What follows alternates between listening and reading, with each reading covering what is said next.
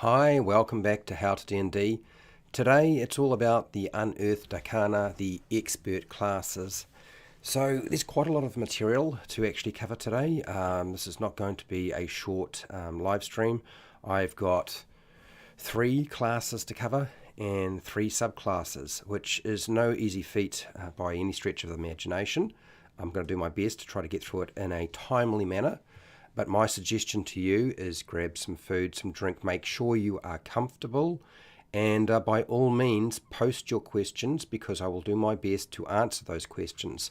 But what I'm going to do, like I normally do with everything I do with my live streams, is I'm going to address the topic, and once I've done the topic and covered it in the depth that is required, I'm going to then open it up and let you ask your questions, give your feedback and your opinion. I will be putting up a poll for those of you to comment on and respond to, so feel free to do so. You do not need to put your response in straight away. You may want to wait until I've finished presenting my case or my opinion, or you may already have your opinion and my opinion really doesn't matter.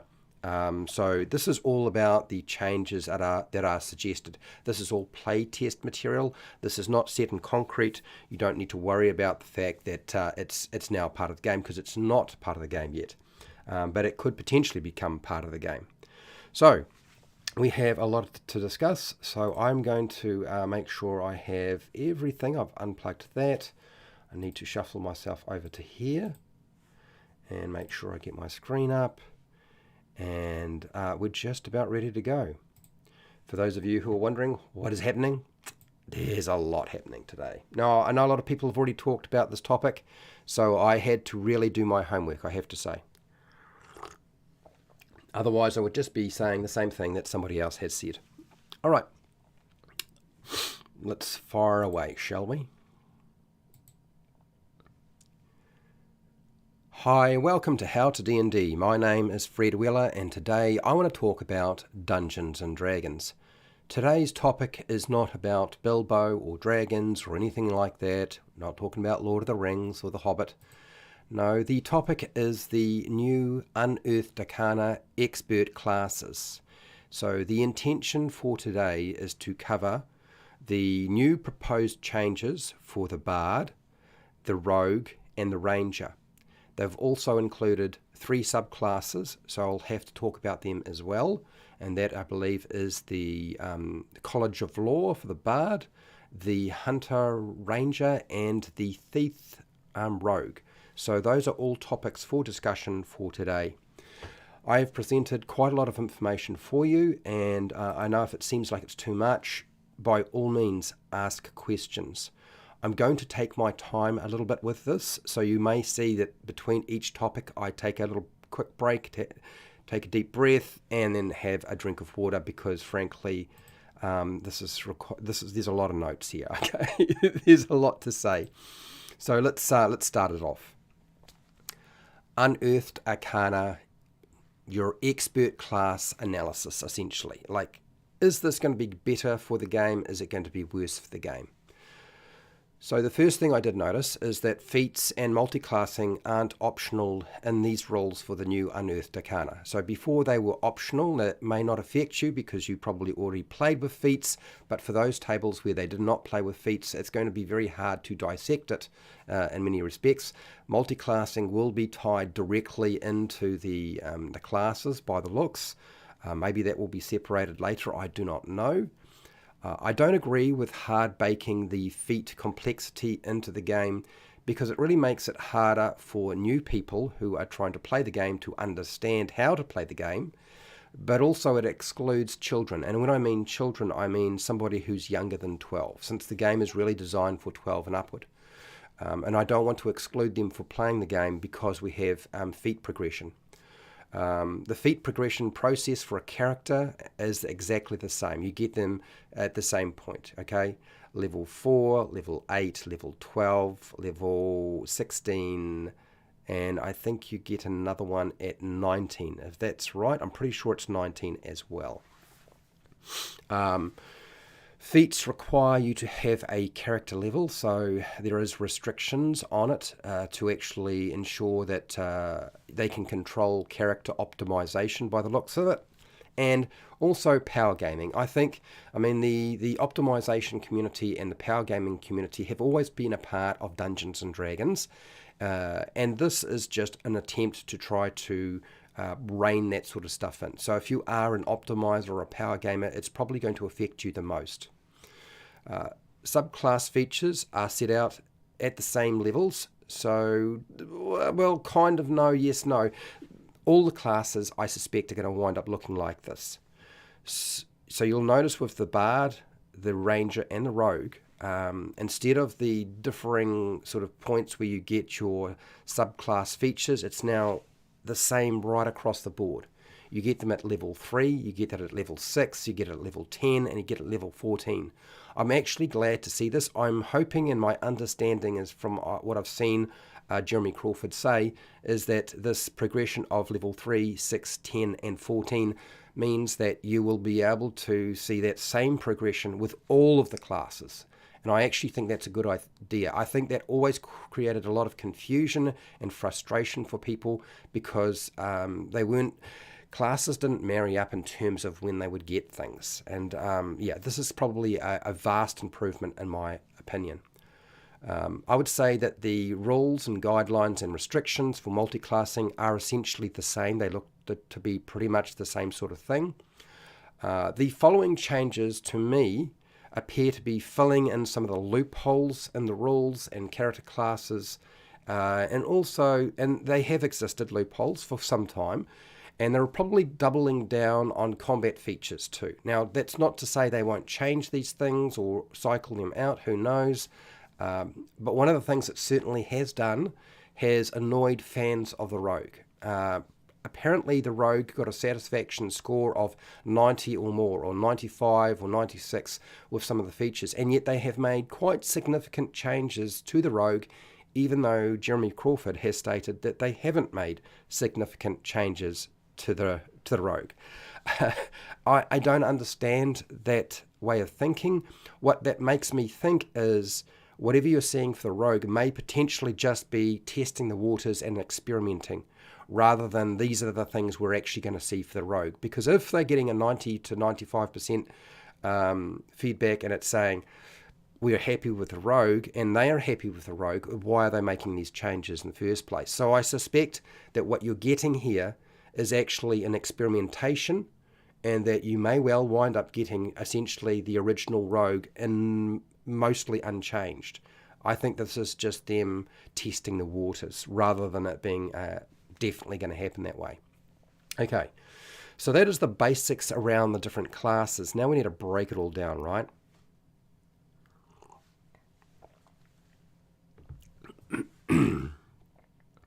Starting with the Bard. Oh, and there's a lot here. Oh, deep breath, Fred. Deep breath. Okay. There's plenty of time to go. 2024 is a long way off. So the Bard. What have we got in terms of changes suggested through the Unearthed Arcana for the Expert class? Well, first off, Bard weapon proficiencies have been reduced to just simple weapons. So this will remove the popular hand crossbow by the looks, the longsword and the rapier. It appears to me that, and I'm pretty sure this is correct, that the short sword has been categorized as a simple weapon. So if you're using a Bard and you wanted to use a short sword, you will still be able to do so because it has been classified as a simple weapon rather than a martial weapon.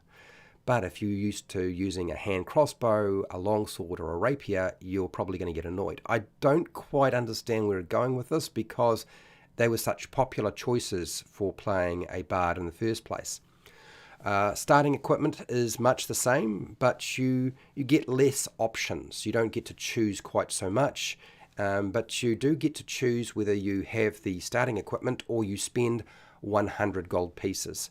which as far as I can tell at this present time is probably the least amount of gold starting equipment, or starting gold you get for any of the classes presented so far in the Unearthed Arcana. Bards choose from the arcane spell list with limitations to divination, enchantment, illusion, and transmutation, which frankly actually makes a lot of sense. But the thing is with the Bard is it usually had a lot of diversity as well, didn't it? And so have they taken that diversity away by setting in these limits? So I don't know. We'll see how that all turns out. They have tried to open things up with other options. There's only I'm going to say it now, okay? I will try not to laugh too much. There's only a limited range of healing spells available to a bard, and you get them at level 2 onward. But you won't get access to cure wounds. There's none of that. No more cure wounds is going to be accessible. You won't get mass cure wounds. You won't be able to raise the dead, and you won't be able to use resurrection, the spell. Those things are off the cards as far as I can tell at this present point. The only way to pick them up would be through magical secrets, that particular feature. And that has changed quite significantly as well. Bards now prepare spells rather than have to learn spells from the Bard list, which I'm very happy to see this change. That's less complexity for players to think about. You don't have to worry about, I have my prepared spells, I have my known spells, and then I have my spell slots. So if we get rid of known spells, I'm quite happy. And this is kind of how the Bard kind of used to work. So we're kind of returning back to what we used to do, if I remember right. This also opens up players to using utility spells, because when you're locked down to known spells, you tend to just pick the things that are going to do damage. Even though you are a bard, and most bard players, when they're playing a bard, would always kind of steer towards taking the buffing spells, or things that would improve their character in some way, or the party. Bardic Inspiration is a reaction rather than a bonus action now. Now, why have they changed the use of Bardic Inspiration to a reaction rather than a bonus action? Well, as far as I can tell, that's to stop players forgetting to use it, because there were occasions where people would forget to use it, the time would pass, and then that would be lost. It also means less tracking, so that means players don't need to track that they have Bardic Inspiration, and the Bard player doesn't need to remember that a player has Bardic Inspiration to remind them to try to use it. The only problem I see with this is narratively it's out of place time-wise, because what it suggests is when this reaction takes place, suddenly the Bard pops out a lute or starts singing, and then apparently the singing or playing an instrument, I don't suggest that they're playing an instrument, but suddenly the singing grants them this inspiration, this one situation. It's kind of a little bit odd time-wise, but mechanically it's probably going to do the job it needs to do. Bardic Inspiration can be used a number of times equal to your proficiency bonus, not your charisma modifier. So this is the way of the future, people. There's no getting away from this. This is not going to change. So if you're unhappy with this change, I don't think it's a particularly significant change. What it does mean is that lower levels, when you have a high charisma, you're not going to be able to use your Bardic Inspiration as many times as you would like.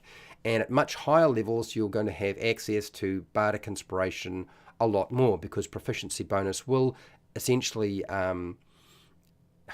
at such higher level, nobody's ever really going to wind up playing in the top tiers of the game anyway, so they're probably not going to feel the effect. So I think actually ultimately in this, you probably kind of got fairly well nerfed by making this change, because when you start off at level 1, you've only got a proficiency bonus of +2, and you can get your charisma modifier to at least a +3 at starting level 1. So yeah, you're going to probably feel that a little bit. The Bard gets expertise in 2 skills at level 2 and level 9. And this is going to be rather than getting it at level 3 and 10. You used to get your expertise at level 3 and 10. Now you get it at level 2 and 9. So you're getting it sooner.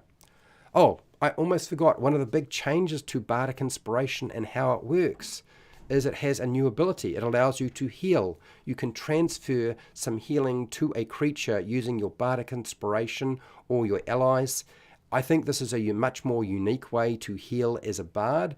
It's nice to see. I actually like this idea. What it does, though, is you're still taxing from a resource that hasn't really increased. If anything, this resource has actually diminished.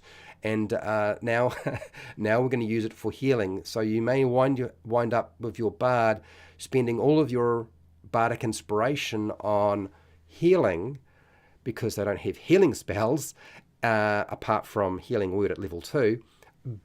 But you don't use it for anything else because you're using it for healing. I think there's going to be a problem with the interplay between when you use it and for what you use it for, okay? One of the things I did notice is that the Song of Rest is gone, which is kind of unfortunate, as it was a nice little buff to hit points during a short rest if you used short rests. I'm not a fan of short rests, but I do accept that it was a nice little buff. But it also was almost an unlimited healing resource, potentially, particularly at high levels. Like, you got so many hit points at higher levels that you probably weren't going to run out. So suddenly you get to use your Song of Rest every single time you do your hit point expenditure. I don't know if what they have in mind to replace this is a good solution. I kind of feel like the Song of Rest, and I've seen the Song of Rest used at my table many times. I know other people have never used it, but I don't know that I like that change that much. Although I would have liked the idea of having the Song of Rest taking place during a long rest rather than a short rest. Now, that's just me. Songs of Restoration grants a table of very good spells, extra spells that you don't normally get. You don't have to prepare these spells, but you would have normally had access to those spells, these extra spells that you're getting, if the designers didn't restrict the original spell list for the bard. Like, I believe it's Healing Word, Lesser Restoration, Greater Restoration. There's a mass Healing Word, and there's something else that off the top of my head I don't remember. They're all very good spells. Something that allows you to move faster or more quickly. It's not high on my list of things that you would want as a bard, frankly, but I thought I'd at least mention those. The Bard subclass features are granted, as I said, at level 3, 6, 10, and 14, which is hopefully going to become the standard for all classes. Jack of all trades has been moved from level 2 to level 5, which is quite a big change. And it's also changed how you can use it. So that means you can only use it, your Jack of all trades, with an ability check that uses skill proficiency. So whether it's an ability check or a skill check, it doesn't matter, but it must be a skill that has proficiency attached to it. What does that mean? That means that you can't use it for initiative, whereas in the past we would use Jack of all trades with initiative, or in the odd situation or rare situation, a spell casting ability check when using Dispel Magic. There is a feature that requires you to use a mechanic that is basically a spell casting ability check, and that would suddenly remove that option.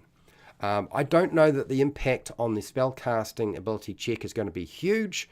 I think the effect on initiative will be. I don't think that the designers originally had planned for it to be used in that way, and they're getting rid of a loophole that they didn't want to create in the first place. Feats are still gained at the same character level, or you can boost your ability score with a feat. So there's actually now a feat that gives you a plus 2 to an ability score. I don't know. I can't even remember if the feat that they've created that boosts just your ability score is just a +2 to one of them, or you get a +1 to one and a +1 to another, or is it +1 to 2 different ones? I can't remember what that was exactly. Uh, yeah, I've already said that I'm not a fan of hard baking feats into the game. Font of Bardic Inspiration lets you keep your Bardic Inspiration if a 1 is rolled on the dice, which is kind of nice. I mean, it's always sort of sucky when you roll a 1, but it has also been shifted from level 5 when you get it to level 7, so you've got to wait a bit longer now. Counter Charm is gone. No great loss in my opinion, because I've only ever seen it used a few times, and every time it's ever been used, most people have not been very happy with the end result of Counter Charm. What I would say though, by removing Counter Charm, being able to counter a charm effect is iconic for a bard.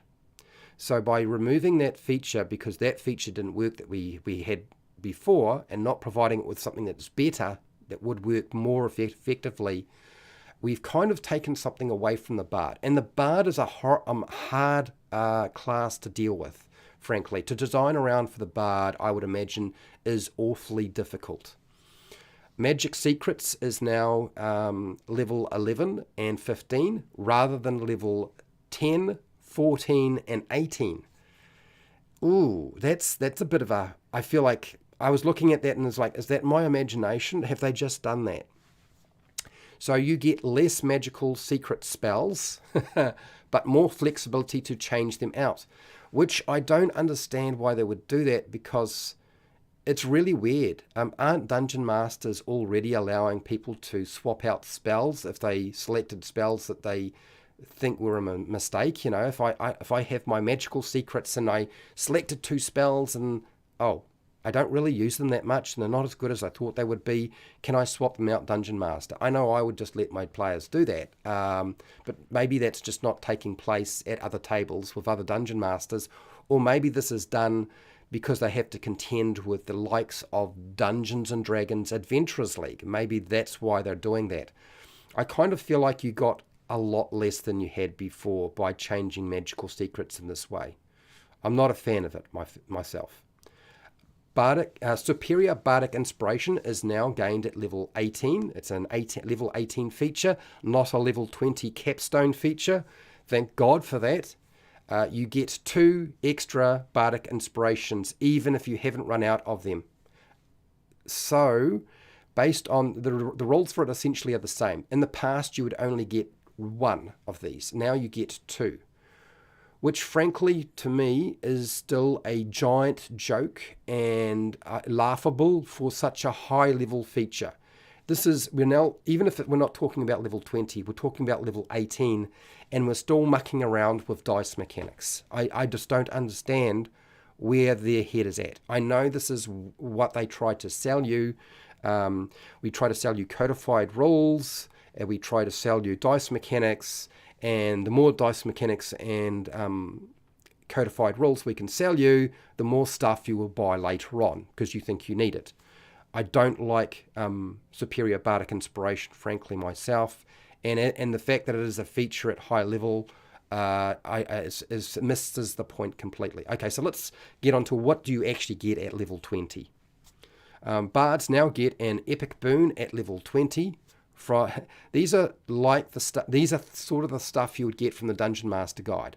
I've been informed apparently that the epic boons are now much more powerful than they were before, and also too that beyond level 20 you can take more epic boons if you want based on the number of experience points you earn, or you can take more feats. The choice is epic boons or feats. It does stipulate a specific epic boon for the bard, but it gives you the option to take that or not take it and just take whatever epic boon you would like. This will wind up being a mixed bag of usefulness because some of those epic boons are very good. I wouldn't say they are level 20 features at all, but I haven't seen up close and really analysed the new epic boons apparently that they have. But also too, even some of the feats probably won't fulfill what you would need to be giving somebody at level 20. Okay, if you've ever played at level 20, you'll know what I'm talking about. A lot of the stuff that they give you is actually, it doesn't make sense. So, ultimately, what is my opinion of the bard? I think the bard beyond level 6 doesn't know what it should be. I think the designers are really unsure what to do. The bard is very hard to design for. If you look at it historically and how it was designed and built, there was a lot of restrictions. You got a lot of stuff. It was borrowing from here, there, and everywhere. And unfortunately, the designers have relied on silly dice mechanics, in my opinion, because frankly, this class is a Frankenstein monster. It always was a Frankenstein monster, okay? And now it is definitely a Frankenstein monster. I don't know that people, I mean, I'm sure there'll be things that people are happy with, but I just don't feel like it is going to give people who play bards and love bards what they were looking for in the first place. Okay, I just need a drink of water. Oh, Eric. Hello, Eric. How are you? Thank you for the super chat, the $2 super chat. Would you allow tummy drum as an instrument? Yes, I would allow tummy drum as an instrument. Why would I not? Okay, let me have one more drink of water and then I will talk about the College of Law bard, which will be a lot quicker. Thank God for that.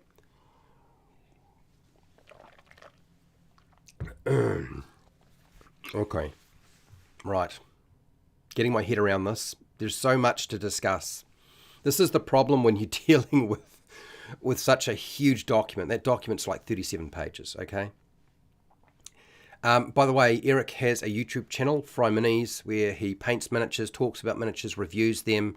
You should, and does a lot of previews on the books that are put out by Wizards of the Coast. So you should go and check out his channel when you get a chance and see what you think. Okay? All right, let's deal with the next animal. So Unearthed Arcana, expert classes, released the College of Law subclass, and so what did we get? We get bonus proficiencies at level 3. It's almost exactly the same. But now it looks like they've tried to lock the character into 3 skills. So you get Arcana, Nature, and History, unless you already have them. If you already have those 3 skills, then you can choose something else as a replacement, which is fine. I think this is a good idea. It's very fitting for a law bard. What I would only say is that aren't bards about law in the first place, and why are we tying it into a subclass when it really should be a main feature of playing a bard in the first place? Like, that would have been something that should have been there already. Like, I know they already get a lot of skills. As a bard, you already get a lot of skills, but it would make sense to just say you get Arcana, Nature, and History as a standard for the bard, but it's part of the subclass. Cutting Words at level 3 subtracts Bardic Inspiration, or your Bardic Inspiration dice, as a reaction on attack rolls and ability checks. Okay, but what they have done is they have removed damage rolls, so you can't apply it to a damage roll. This actually makes sense narratively. Does it make sense that you would be able to diminish the amount of damage that somebody does? I suppose if you really stretch, it would. This is definitely a nerf, so if you were hoping for an improvement here, it's not an improvement. Additional magic secrets at level 6 are gone. Like, the thing about the Law Bard was you would get magical secrets much earlier. Instead of waiting... Instead of having to wait so long to get them, you would get magical secrets at like level 6, and that's gone.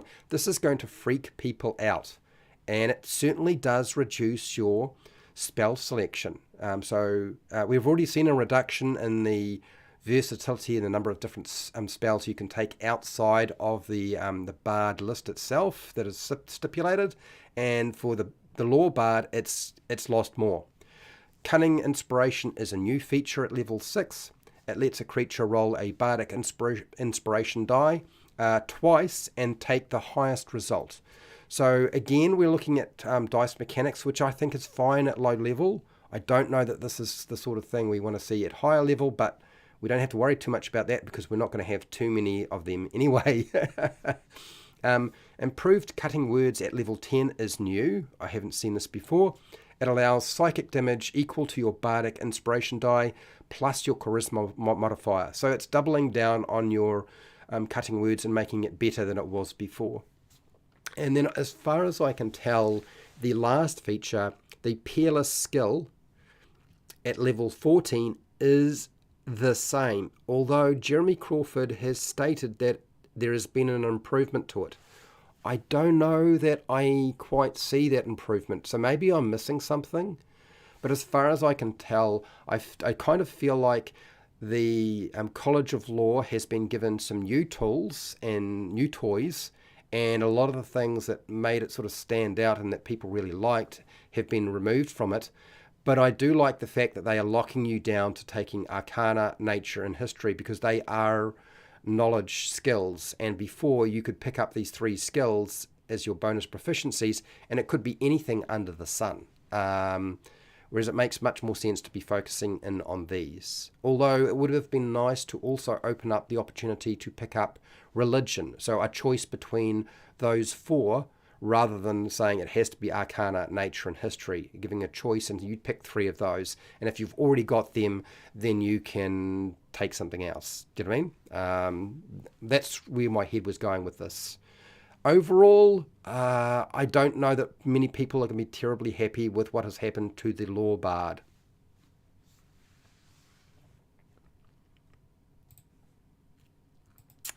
Drink of water. Prep myself again for the next big dive. Thank you, Eric. I'll see you later. I know you have to go to work. Michael. Hello, Michael. No, well, so you got to understand that D&D, 1D&D is not the end of anything, okay? Because if people don't like the game, they'll keep playing 5e. and here's the other thing. It's all playtest material. You just don't panic yet, okay? Don't freak out. There's no need to do so. And even if you don't like it, if I don't like it, I'm just going to rebuild the whole thing and put it up on Patreon. I'll just go through the whole lot, fix all the rules as far as I'm concerned, and all the classes. I've been talking about it for a while, and it would just happen, okay? Pale Rider, how's it going? And Joseph, hello. I noticed you've been there for a while. I didn't want to mention your names right now. And Brian, hello, Brian. The last sentence. That's the change, is it? Okay. All right. So I did miss something, obviously. It does happen. Okay, let's move on to the Ranger, because the Ranger has proven to be quite an interesting animal. I didn't realize they had done quite so much to this, but they have. So let me, another drink of water.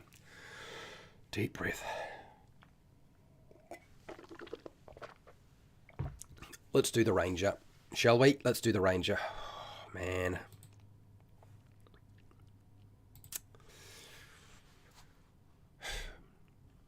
Okay. The Ranger Unearthed Arcana Expert classes.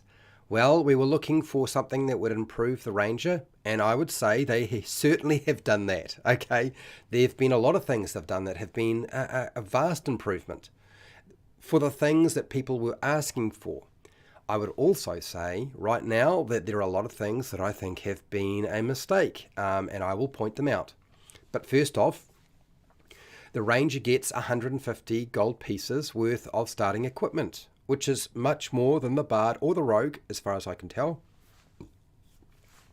Why? Possibly because they wear more expensive armor than, say, a Bard or a Rogue would. I think that might be why it's going on here. I don't think it's playing pity on the Ranger in any way. The Ranger gets expertise and 2 skills at level 1 and 9, which it didn't get before. And it's very fitting for a Ranger. A Ranger is an expert of some kind, and it's just not the kind of expert that a Bard or a Rogue would be. So I'm happy to see this. 2 additional skills at level 1 and then at level 9 is a good thing. Natural Explorer is gone. It's gone. They've taken it away.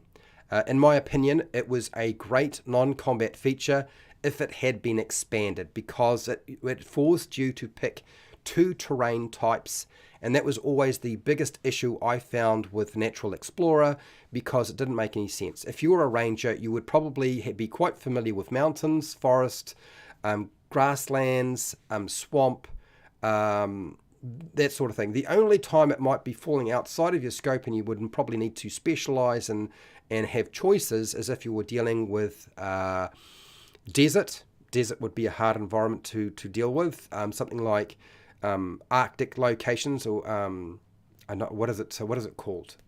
It's a really cold, icy locations. Something like the Underdark. You should really, standard should have been cave exploring for a ranger, frankly, in my opinion, for Natural Explorer. But if you were dealing with the Underdark, slightly different, so maybe we require them to have that. And if you were dealing with different planes of existence, then that would be a specialized thing that you would pick up. Okay, so that's where my head was at. Now, I know that Natural Explorer presented a lot of problems for a Dungeon Master if they were having a survival-like campaign, because a ranger could pretty much just do everything without too much trouble. That's probably why they've removed it. Will it stay gone? I don't know. I'm kind of sad to see it go. I know that the person that plays the ranger in my party, and anybody who's ever played the ranger in my group, will not be happy with this change.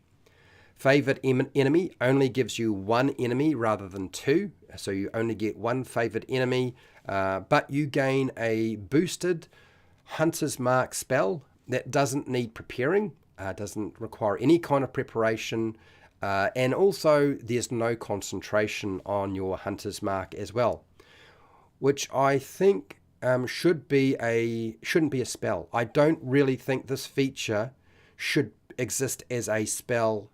I think it should always be available, in my opinion. I think Hunter's Mark is just something that you would do all the time, no spell casting.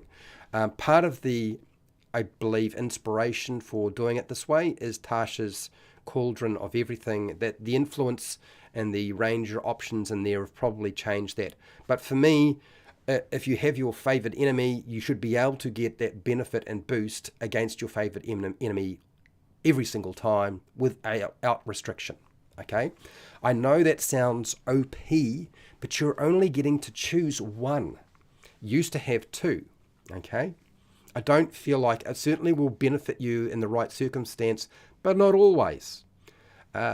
Rangers get spells at character level 1 rather than level 2, which front loads it for multiclassing. This is probably the only problem I can see with this, but then if you look at how the Bard works, the Bard gets them at level 1. But then again, the Bard was kind of like a spellcaster, a mixed hodgepodge of spellcasting anyway. I believe that the reason that the Ranger is now getting its spellcasting at level 1 rather than level 2 is probably a product of internet pressure from people who played the Ranger and really wanted to go hard into the Ranger and have all their spells available straight away. One of the things I did notice traditionally with the Ranger is the Ranger did not get their spells till level 8. If you go right back to Advanced Dungeons and Dragons. So the Ranger at low levels has never been a spellcaster as such. They've been their tool set has been different. It was higher level they would then gain these things. And I think that was probably a mistake, but it certainly will be very popular, okay, because it's not a nerf, it's an improvement. Rangers select their spells from the primal spell list, but they don't get to use any evocation spells. And also Rangers get access to cantrips, which to me makes no sense whatsoever. Why are we giving them 2 cantrips? This is Tasha's Cauldron of Everything. For me, if you were going to do anything for the Ranger, forget about the cantrips, and they should just get an unlimited exploration or utility ability that works all the time.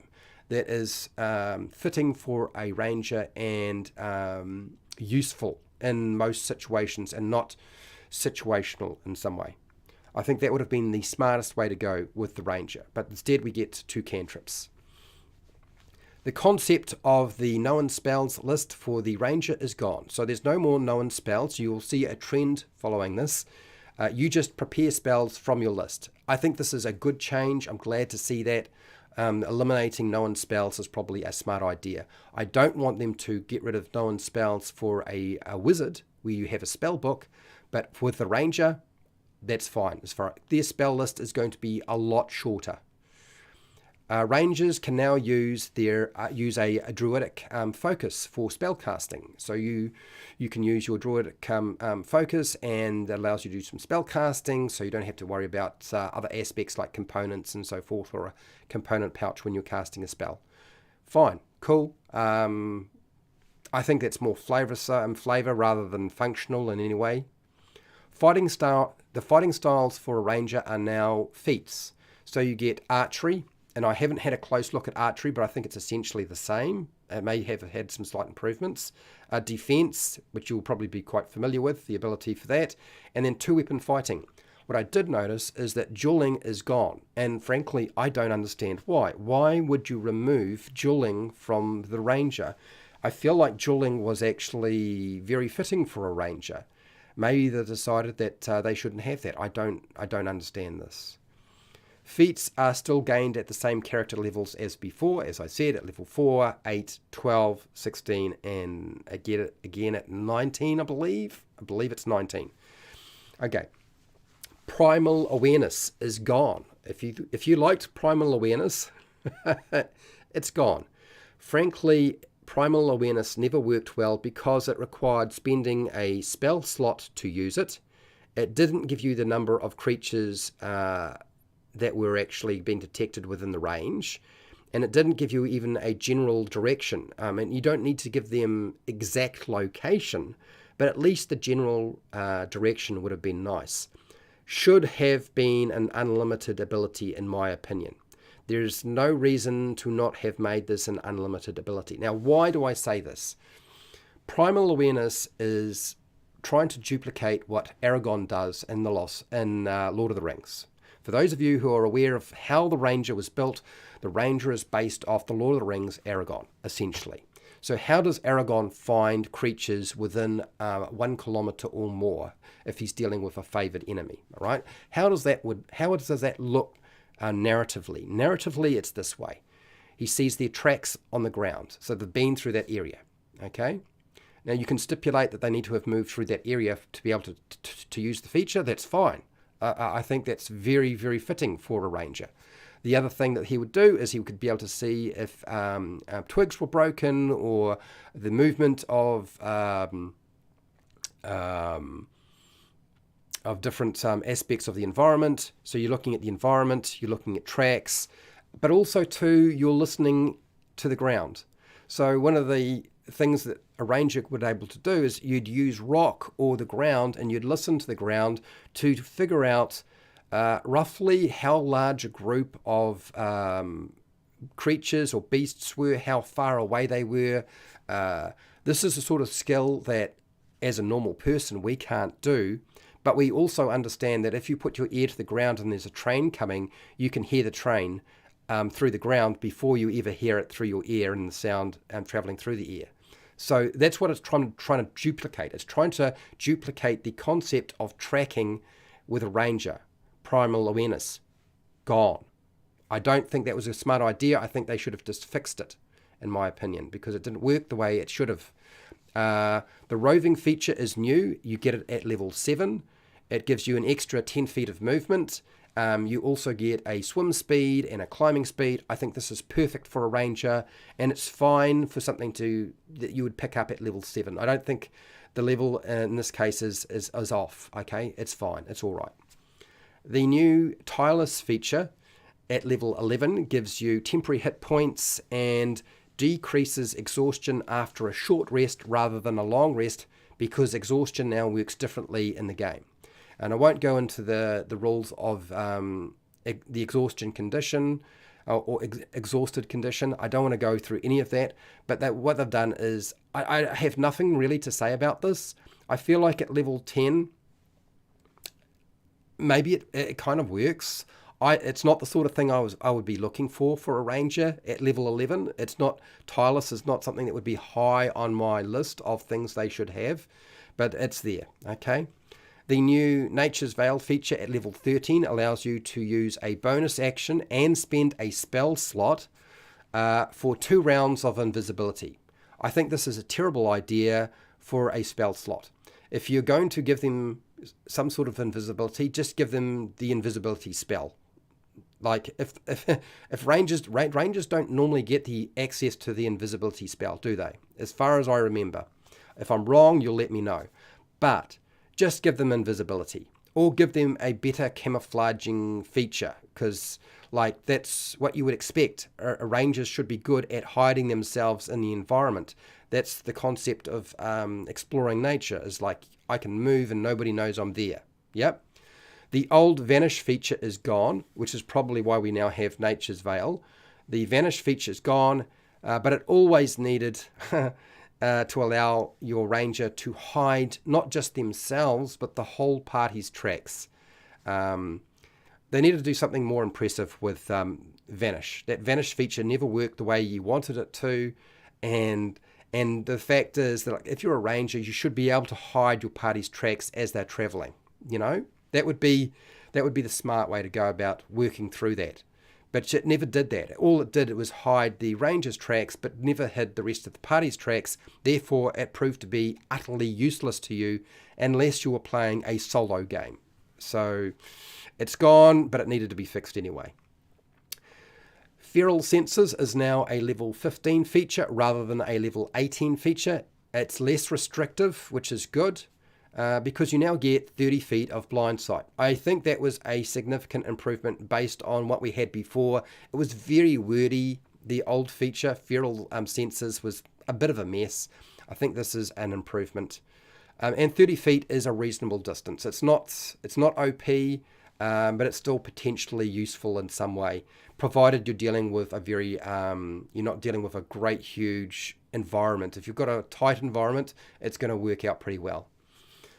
Foe Slayer is now a level 18 feature, not a level 20 capstone, which changed to deal an extra 1d10. So now you do 1d10 damage with your Hunter's Mark. So it's playing off your Hunter's Mark rather than dealing 1d6. For a level 18 feature, something like this, really, I consider this a bit of a joke. I don't think it's very good. I think it's kind of silly. At higher levels, we do not need extra damage. Okay, you don't need extra damage, and you don't need any kind of dice mechanics. What you need are things that actually deal with high-level play, and this doesn't deal with any of that. Rangers now get an epic boon at level 20 from the DMG, although they look like they're changing those, as I said before. I don't think this is anything great for level 20. I don't expect you to get anything that you'll really want at level 20 from these epic boons. But at least you'll get some choices, okay? A bad fixed-in choice is better than is not as good as having poor choices, but a choice of something. Okay. How are we saying this? Well, this is... Now you get a choice of bad options rather than being locked into a bad option at level 20. Okay. Extra attack is the same. Multiclassing is the same. Landstrider is gone. So if you thought you had Landstrider, no. I think this is a mistake in my opinion.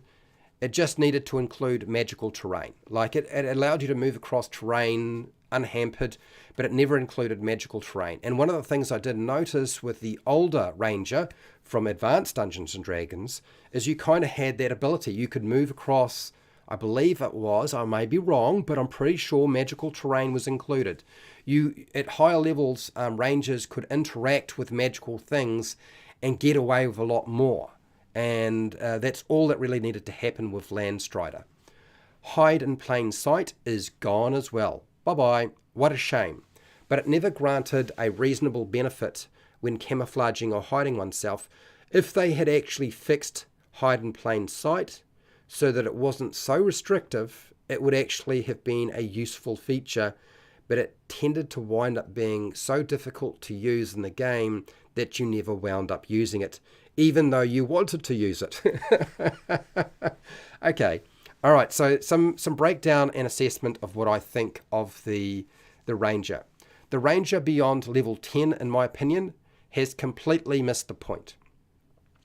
They don't know what high-level games are like for a Ranger. It seems quite apparent to me that the designers aren't really sure what to do with this, that they are narrowing down to a mess of dice mechanics and combat features.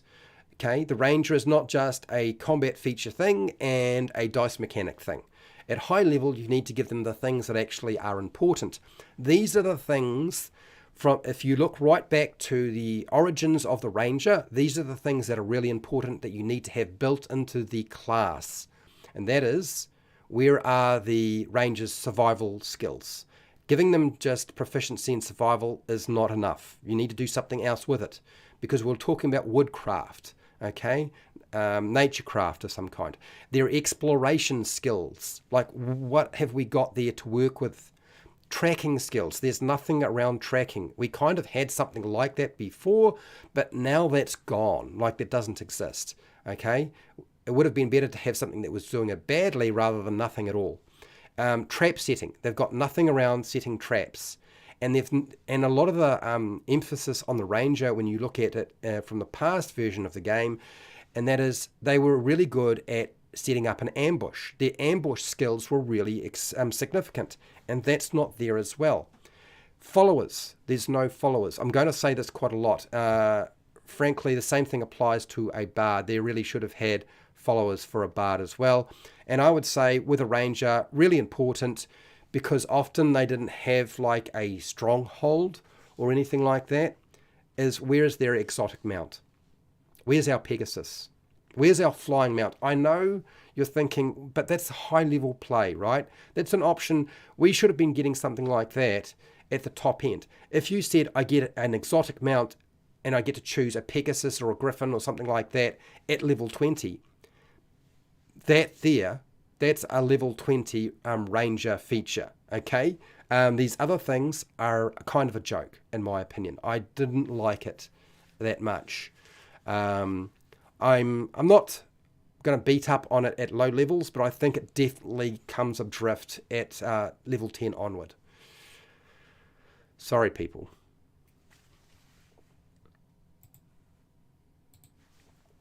All right, I need a drink of water before I continue.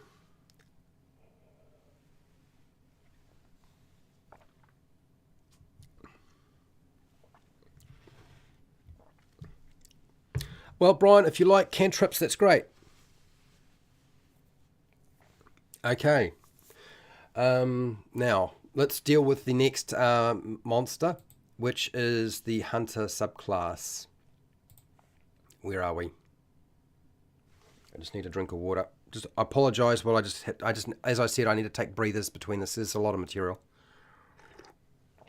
and I've been going for about an hour now, so there's a shite load of stuff.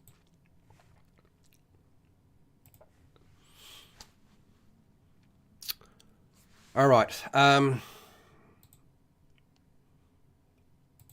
don't know what I don't want to talk about this, but okay. Anyway, let's do this. How do I do this?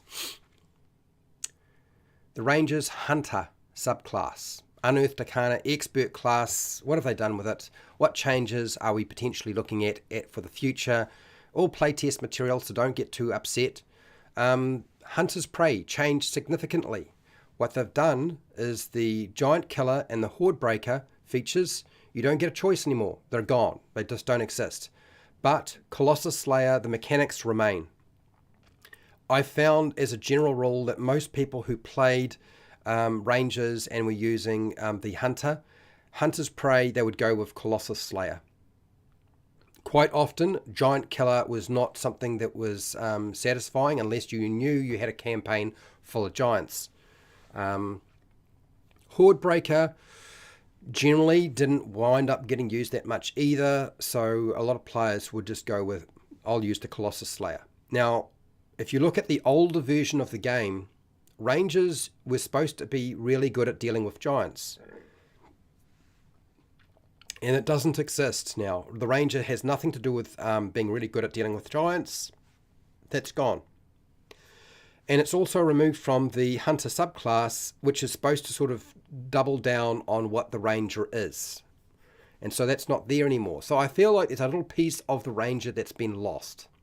I didn't mention it so much when I was talking specifically about the Ranger, but I'm going to specify it here.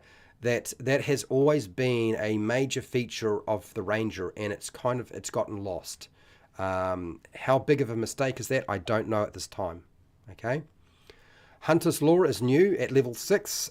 This is basically a stat block radar. I suspect a lot of Dungeon Masters are going to hate this.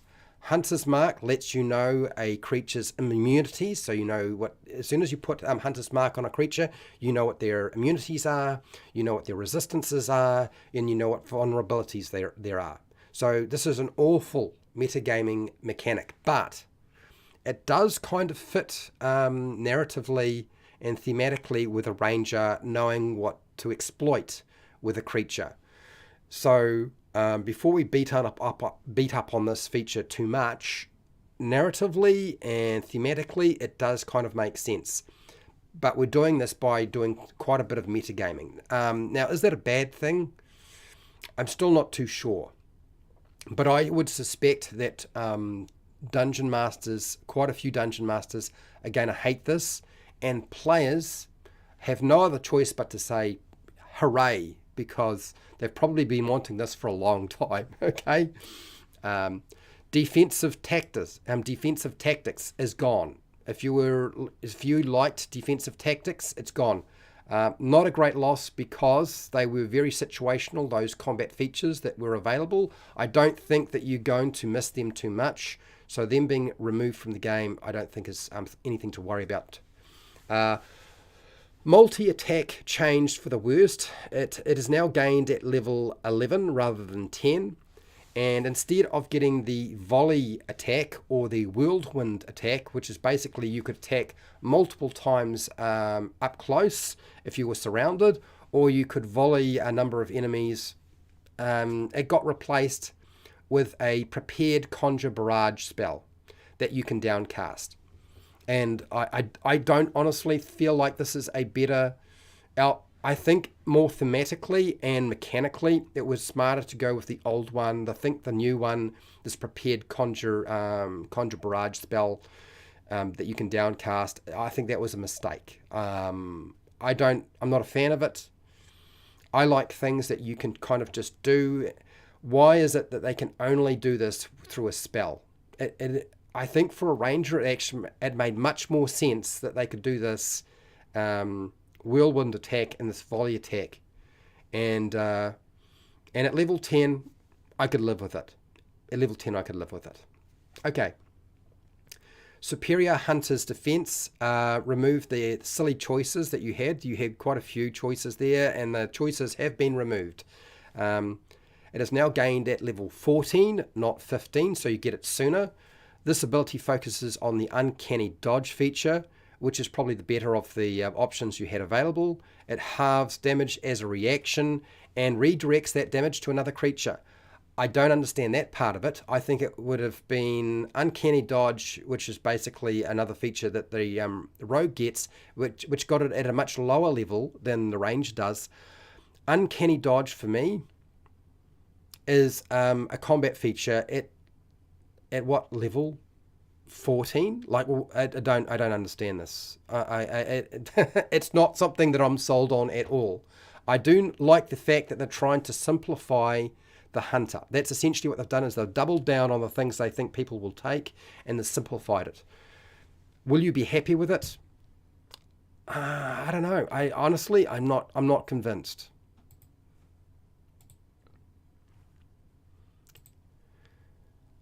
All right. I've left the most contentious to last. You know what I'm talking about. We're talking about the Rogue. The Rogue that people love so much. For those of you who have loved the Rogue for a long time, you're probably about to lose your shit, okay? Because there is a lot that happened to the Rogue, and I don't understand why they did this, but they did.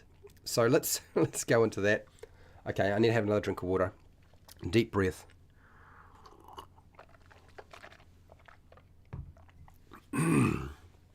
Will my voice hold out as I deal with the rogue?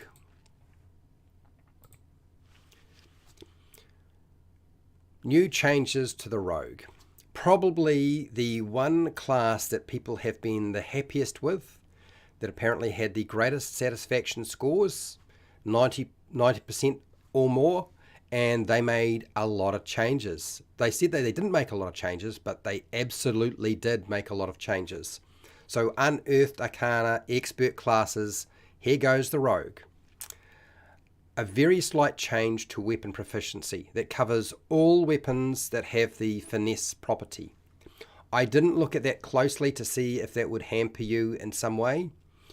Frankly, I don't think this is something to be married to too badly, because most of the time, if you were a rogue, what you wanted to do was have a finesse weapon anyway, and if it wasn't a finesse weapon, you wanted a light weapon, okay? Multiclassing is essentially the same, so I don't need to go into that at all. The rogue gets expertise in 2 skills at level 1 and level 7, rather than getting them at level 1 and level 6. So your next lot of expertise you get a little bit later. You have to wait a little bit longer, as far as I can tell. Yep. Sneak attack has been cleaned up quite a lot. You now have when you have advantage on your attack, or an ally is within 5 feet of the enemy, you can use it. The old version was very confusing. If you had a close look at how it worked, and I would always describe it like this. So the wording that they are using now is how I would describe and teach people how to use sneak attack, because I knew that's what the designers were really looking for. If you looked at the old version of sneak attack, you needed to have advantage. Of course, if you had disadvantage, you couldn't use it, but you needed to have either advantage, or the enemy that you were targeting with your sneak attack needed to have an enemy within 5 feet of them to distract them. Now, that was usually one of your allies.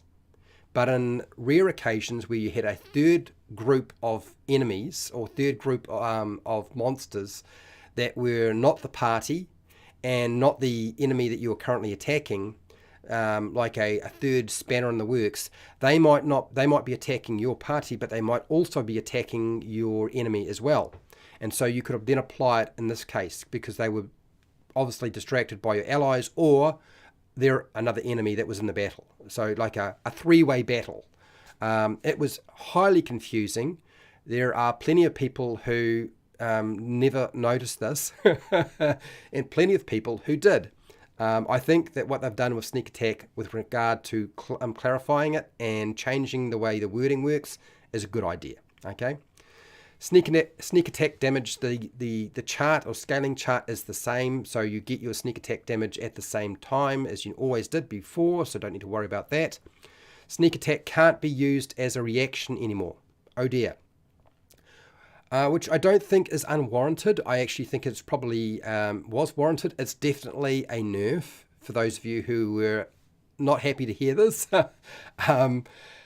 But unfortunately, because it requires you to use sneak attack on your turn, okay, rather than anything else, the way it was worded before, you could use it on your turn and on somebody else's turn as a reaction.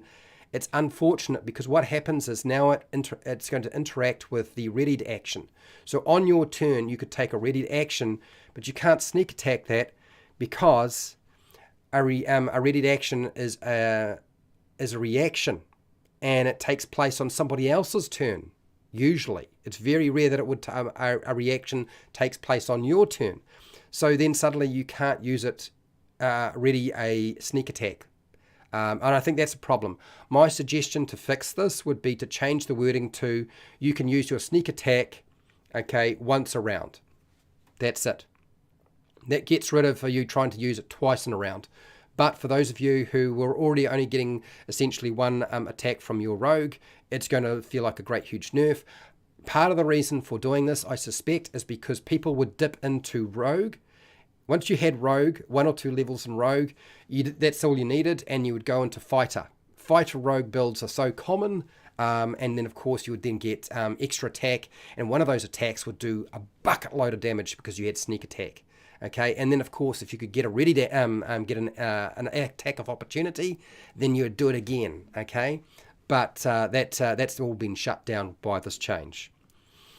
Thieves Can't is the same, but you also get an extra language, which, in my opinion, is a very smart design idea. I think they should have got an extra language. I was looking at the older version of the Rogue from Advanced Dungeons and Dragons, and it's quite clear that what they did with Thieves Can't was quite difficult for a dungeon master to include into their game the way it was described, and I think giving them an extra language would help.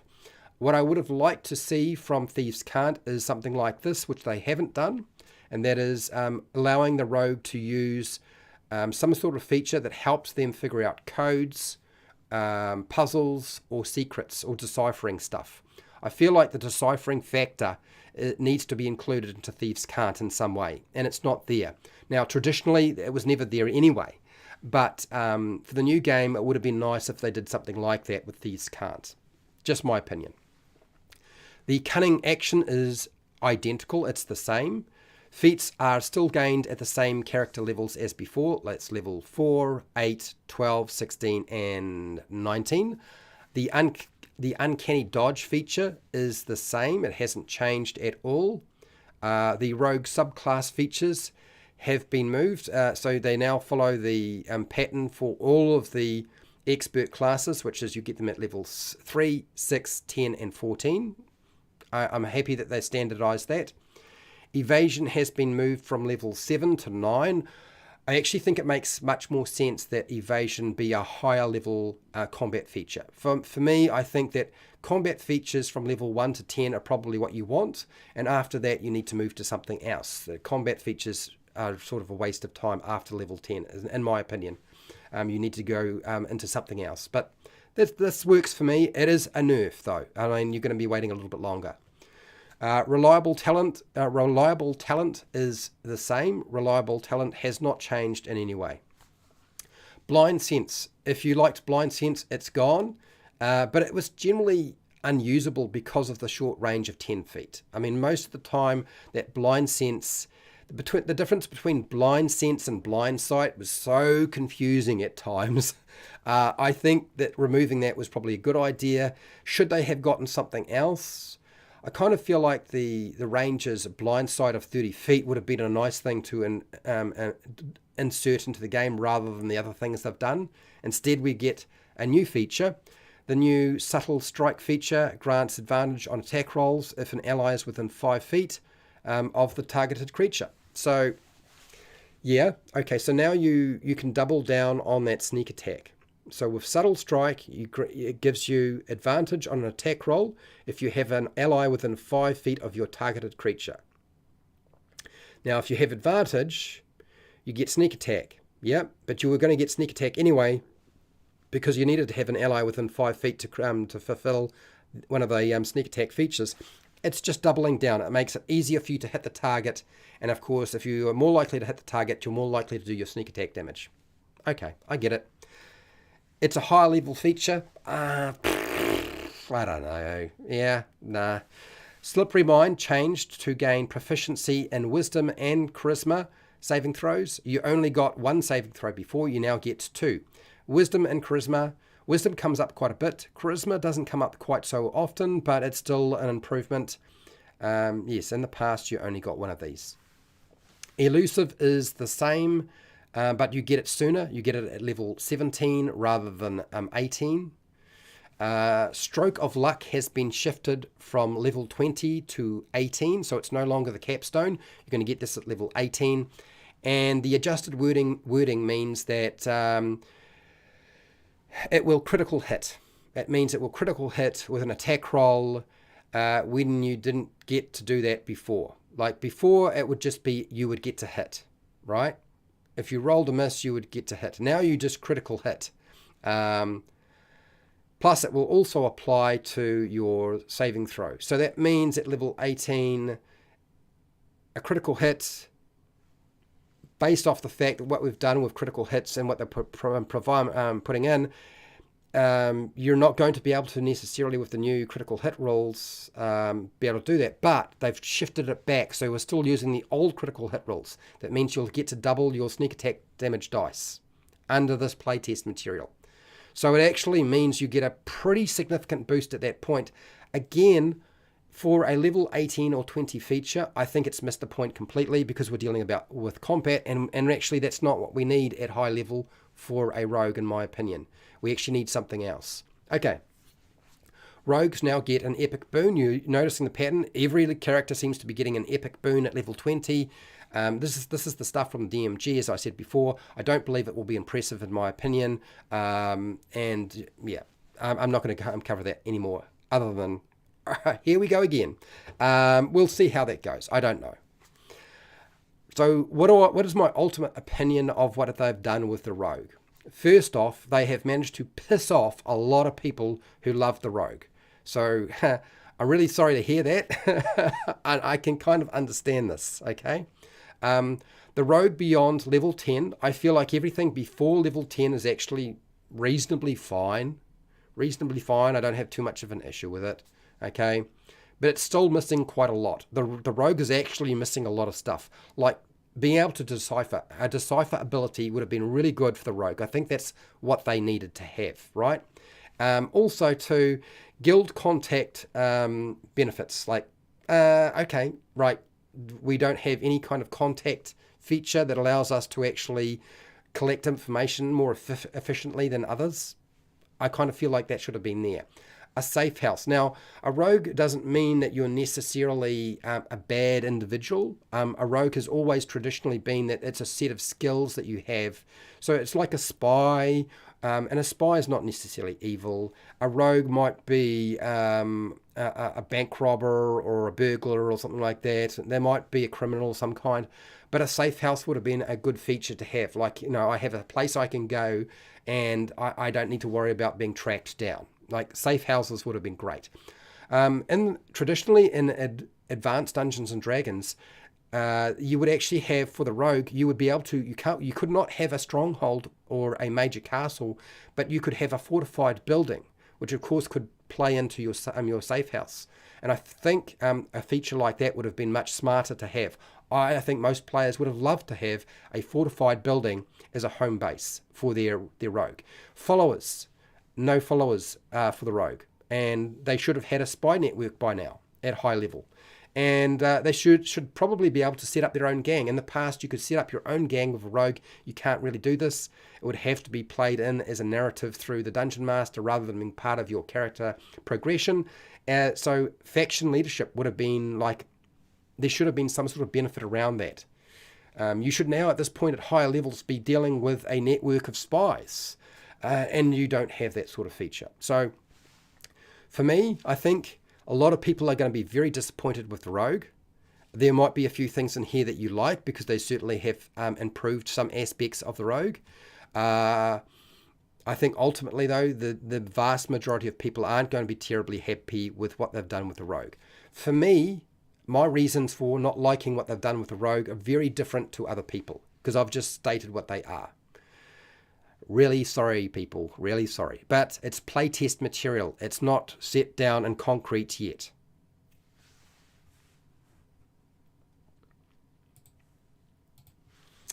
Give me a second. I need one more drink of water and then I will come back. Here we go again. Last topic.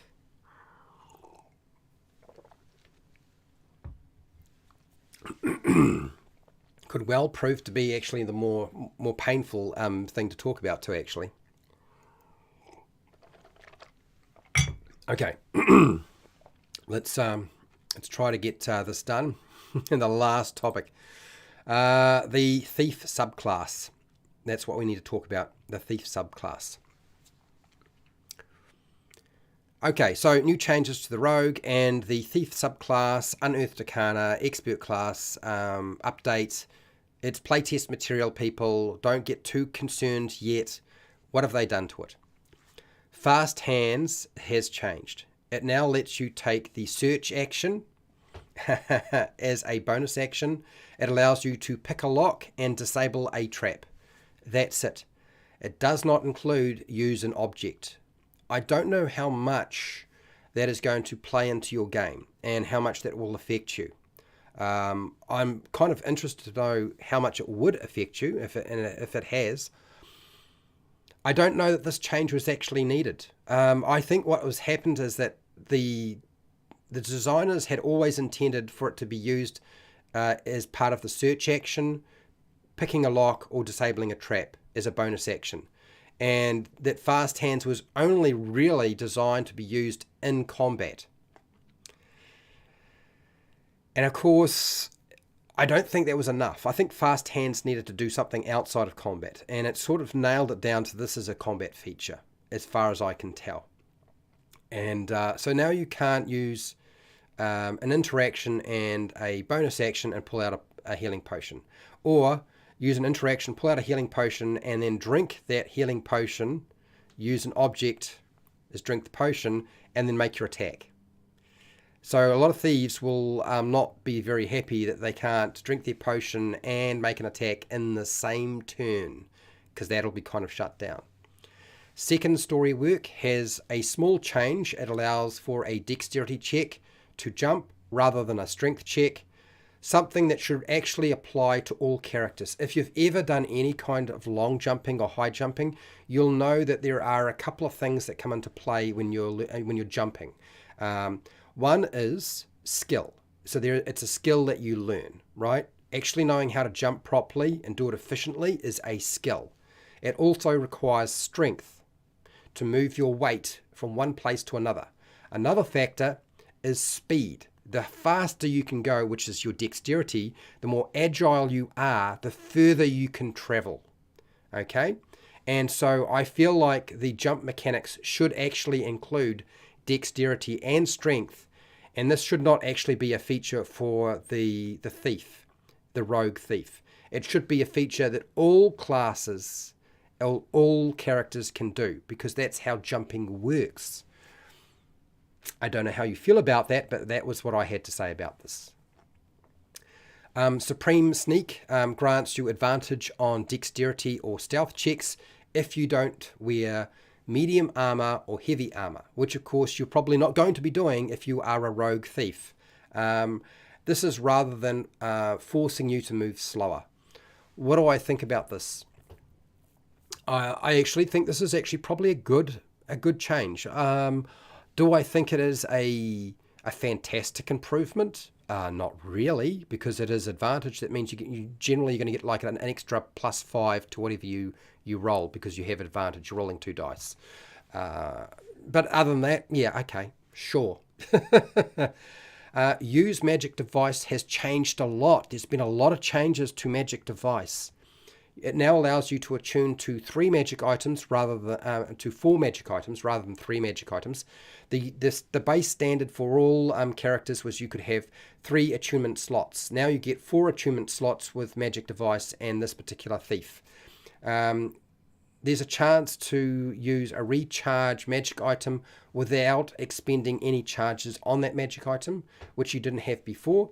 And you can use spell scrolls, but it's limited to it's limited a lot of the things you could have done. Like, because use magic device was much more like the advanced Dungeons and Dragons wording and feature and how that worked, and that has been removed. You've kind of lost a great huge chunk of this. Use magic device used to be core to the rogue, and it's now part of a subclass. And I feel like use magic device should have been part of the core for your rogue, but now it's a subclass, and it has been in 5e for a while now, okay? But I think it has actually limited you. I think that the 4 magic item attunements, even though that's quite a big significant change, is probably just going to annoy some dungeon masters because they're trying to figure out how to balance everything. I think it was better to let the rogue be able to use whatever magic device they came across, because, you know, not limiting it to race, class, and a level was a good idea, okay? Because we had a lot more range and options before. I think this is a big backward step, in my opinion. I think the original worked narratively and mechanically much better than this one. That's just my opinion. Okay. Thieves' reflexes. Now lets a character have 2 bonus actions. That's right. Thieves' reflexes now lets a character have 2 bonus actions if they use their cunning action. So you have to use your cunning action. So you're restricted to what you're going to be using, those 2 bonus actions. Okay, all right. And you, instead of getting 2 turns, I think I would have preferred to have 2 turns over having 2 bonus actions. Wouldn't you? It's not a great change. It's definitely a big nerf as far as I'm concerned. It will cause confusion amongst players and dungeon masters. I don't actually think this is going to work very well for people, frankly. I don't like this. I think ultimately with the thief, I don't like what they've done with the thief. I think the rogue thief has kind of got big pooed all over badly. Like they've done too much to it. I hate to be negative about some of these changes, but some of it's all right, and some of it's just, I just don't think that people are going to be terribly happy with it. Was it unbalanced? Like, are the changes that they're making to deal with something that's being unbalanced? I don't know that they necessarily were that unbalanced. I mean, taking 2 turns in a round is a big deal, but the fighter has action surge already. And, yeah, okay. Anyway, I won't say any more about it. I'm going to leave it alone. Sipping it up. Ah, dear. Okay. Look, I hope that this was useful to people. Please let me know what your opinion is of some of the changes that have taken place. So use the comment section, use the chat. By all means, let me know what your opinion is. I would very much like to know and discuss it. I would like to thank everybody who showed up for this live stream. And hey, till next time, keep rolling those 20s.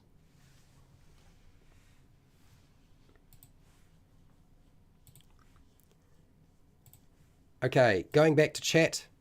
So what I'm going to do very quickly is I need to take a break, but I will stay around a little bit longer to discuss things because I think we need to. I need about a 5-minute break, but what I'm going to do is I'm going to have a look at this poll. Do you like the changes to the Bard, Ranger, Rogue? So yes, 28%. No, 8%. Okay, well, that's good. It's like a lot of people are relatively happy. Some of them, 32%. Okay, that makes sense. What changes? 32%. Okay, and we've got 25 votes. All right, so let's have a look at what we've got here. So I've already said hi to Joseph. Struggling. Yeah, so yeah, I bet. So for Joseph, if you've just started playing 5e and then suddenly you're having to deal with all these new adjustments, they're not taking place until 2024, 2024. But yeah, it's going to be a pain in the butt for you. I totally get it. Yeah, I totally understand your frustration.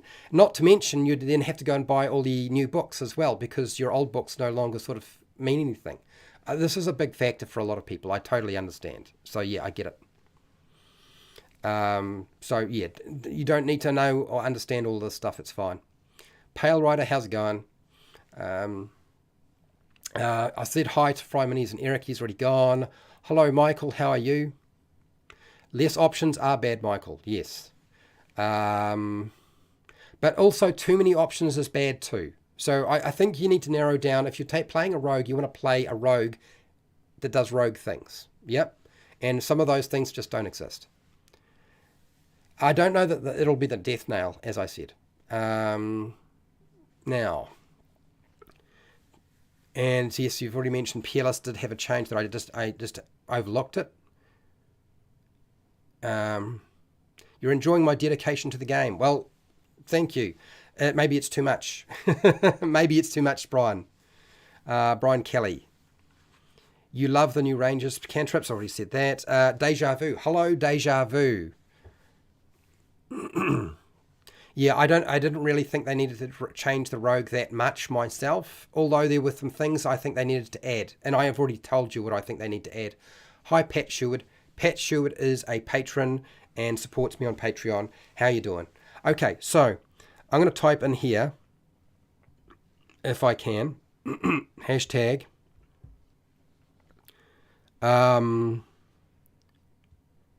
tell me your opinion of oh, come on, can I get this right? Specific features of the new rogue, bard, and ranger. And I'll put that in. Okay. Hello, Scott. How are you doing? Okay, so I'm putting that in. I am going to take a toilet break. It will be probably less than 5 minutes, and I will be back. So I'm going to let Arnold Schwarzenegger look after you while I do that, and then we'll get into talking about some of the things that have happened here and what people think.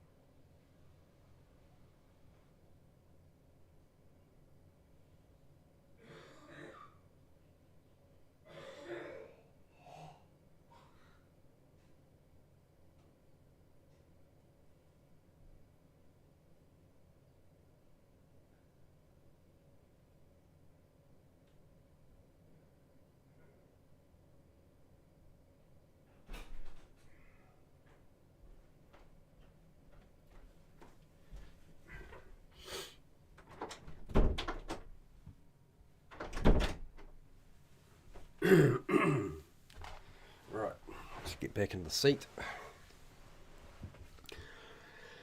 All right, I'm almost ready. Just give me a second. I just need another drink of water and then we're into it. Transition over. Lozenge. Been talking for too long. Need to look after myself. And yeah, let's head on back and see what people have to say.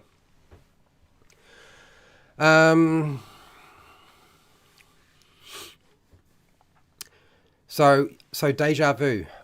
You like the changes to the bard and the ranger, but not the rogue. Yeah, I kind of figured that might be the case for a lot of people.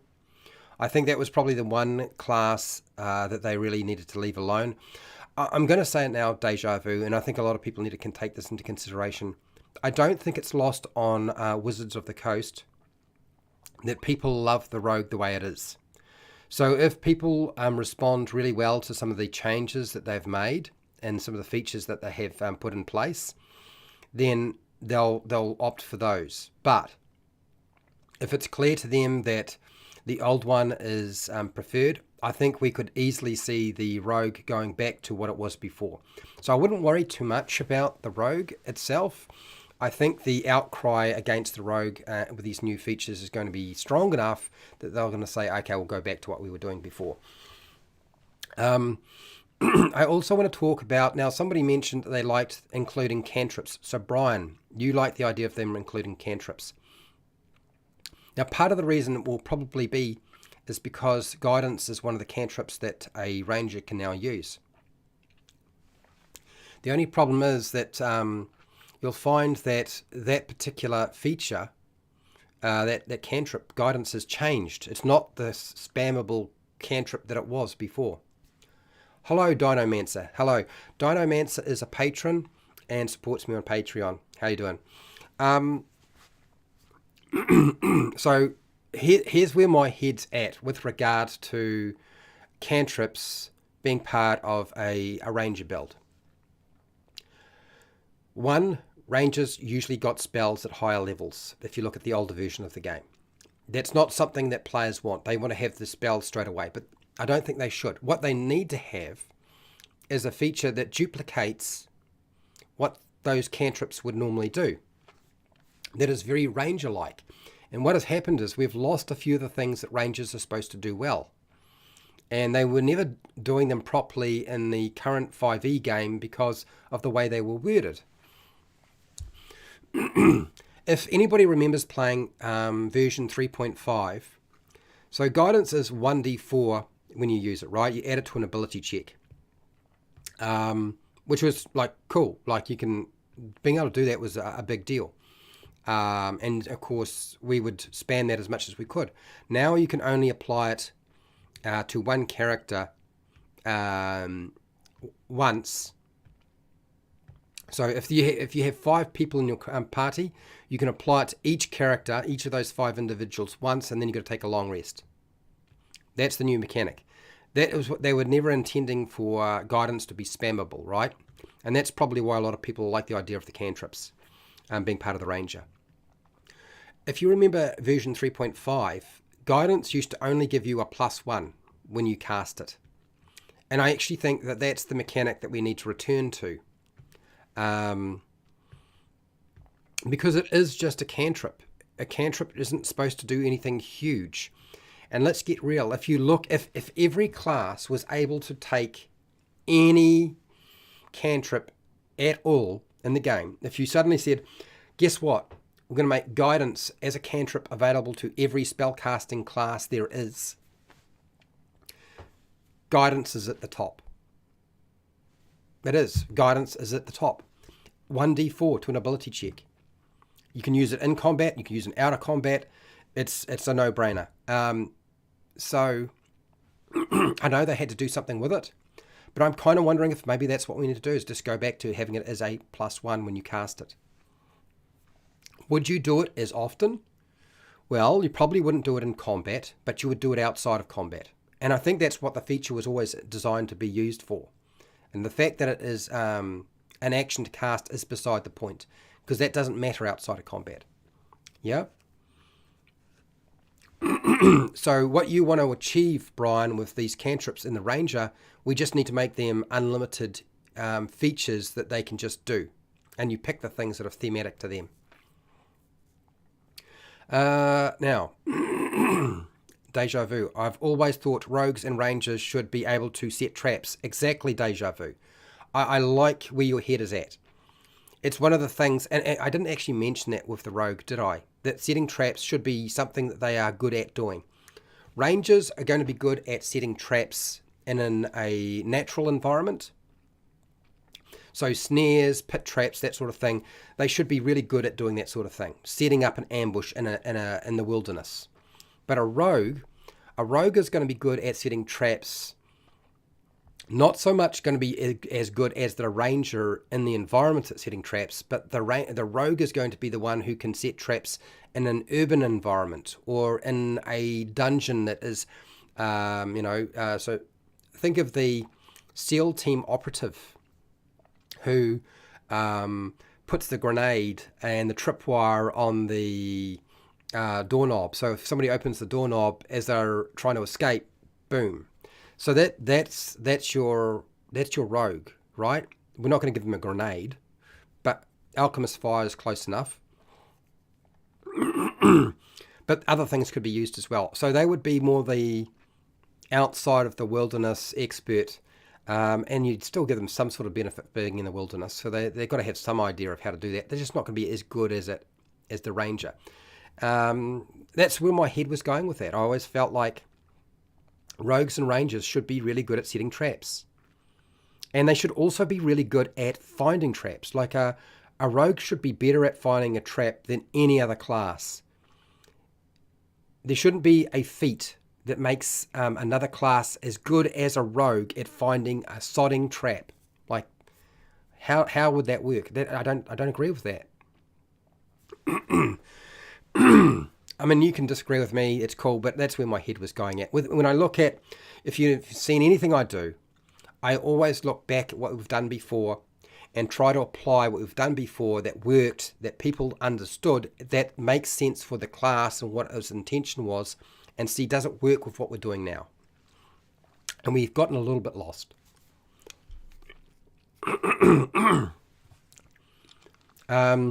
Sorry about the lozenge in my mouth. I just need to do it. I'm going to lose it otherwise. Brian, what do you got here? You started with 5e a few years ago. Most spellcasters have cantrips. I like that you can use Thorn Whip and Mending because they seem ranger-like. So here's the thing that I would say with you, Brian, is that a ranger should be able to construct something and fix things in the wild. Like constructing a shelter without too much trouble should be a ranger skill. Thorn Whip, being able to draw somebody closer, giving them, they should just be proficient in using a whip. Like make them Indiana Jones. Like that's, so I get where you're going with that, but they don't need to be spells. Do you know what I mean? A ranger traditionally has never really been a full-blown spellcaster.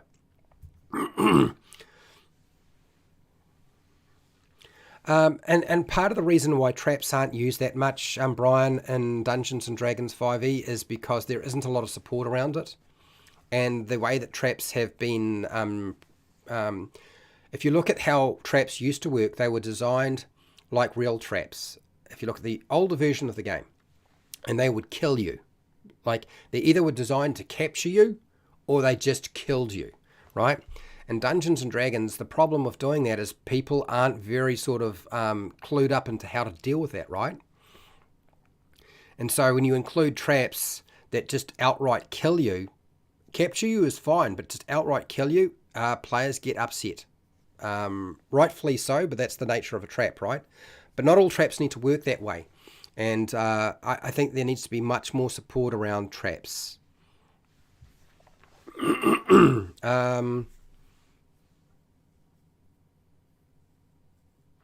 Yeah, and so even if the Dungeon Master isn't presenting a lot of traps themselves, players, as you say, Deja Vu, should be able to set traps themselves. I mean, if you're running goblins or kobolds, why are you not including a lot of traps? You never see the kobold because you're only ever getting caught in their traps. I mean, this is really a design feature. Pre-made adventures that have kobolds in them should have a shite load of traps, and those traps should cause a lot of trouble because you're never ever going to get to fight the kobolds because they never go near you because they know they are soft and squishy. Okay? They're going to let the trap do all the work for them and then just laugh from a distance or quietly. Goblins do the same sort of thing. Not as good at setting traps necessarily as a kobold, but they do set traps. And so trap use by Dungeon Masters with goblins and kobolds should be a big factor. Brian, you brought Wally DM's Traps, and it's awesome. I have that book. He sent me the physical copy. Let me grab that now. This is not really a discussion about traps, people. This is about the fact that rangers and rogues should be able to set traps and be able to find traps fairly efficiently. Yeah. Scott prefers lethal traps.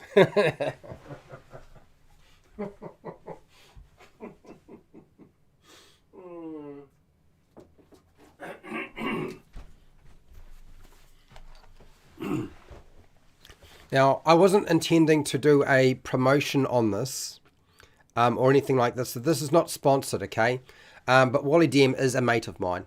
So he sent me a physical copy of Wally DM's Journal of Puzzle Encounters.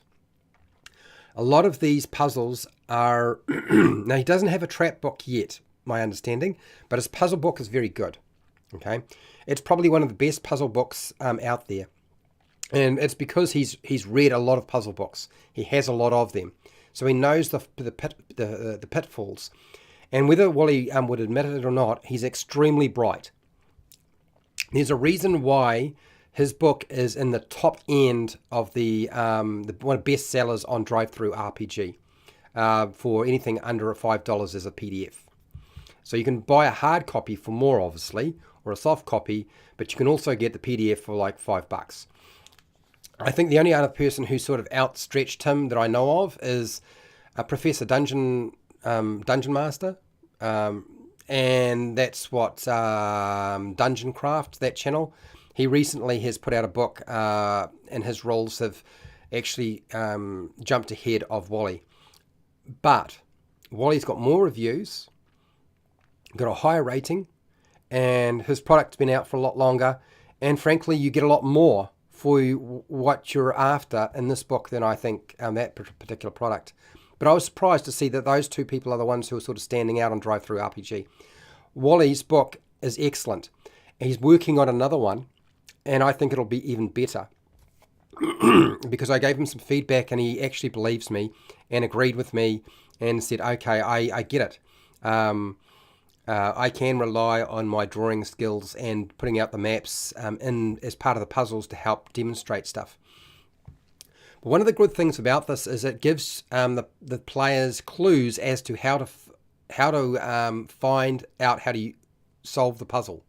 So even if you're not necessarily that good at solving puzzles, there's a way of adjudicating that. And Wally's always indicated to me, when it comes to puzzles and traps, if it's not fun, why are you doing it? So yeah, I just thought I would mention that now.